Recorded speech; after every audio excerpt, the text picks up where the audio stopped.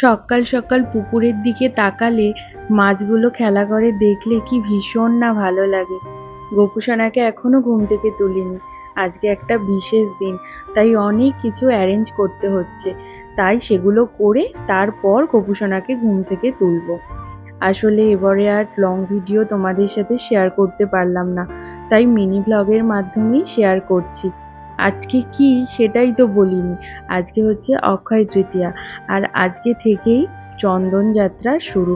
মানে আজকে চন্দন যাত্রার প্রথম দিন। তো এই দিন কি করতে হয়, চন্দন যাত্রা কি, এই বিষয়ে আমার চ্যানেলে আগেই একটা ভিডিও আপলোড করা আছে আগের বছরে। তোমরা চাইলে সেটা দেখতে পারো। এবছর যেহেতু মা নেই, তাই আমি আর লং ভিডিও করতে পারলাম না। এখন গোপুসোনাকে পঞ্চামৃত অভিষেক করাচ্ছি। পুরোটা আর একটা ভিডিওর মাধ্যমে তোমাদের সাথে শেয়ার করব। বাকিটা না হয় পরের পার্টেই দেখো।